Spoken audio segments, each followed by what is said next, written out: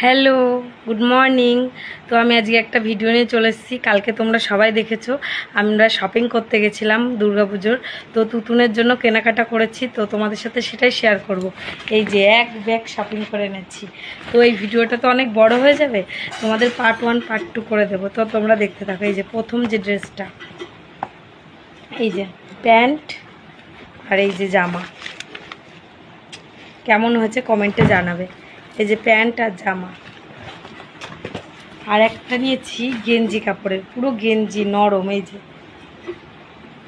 কি দারুণ না, পুরো সফট। এই একটা গেল। আর একটা আছে এই যে গেঞ্জি।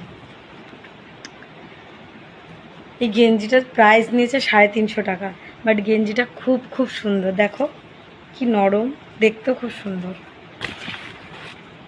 আর এই যে একটা গেঞ্জি,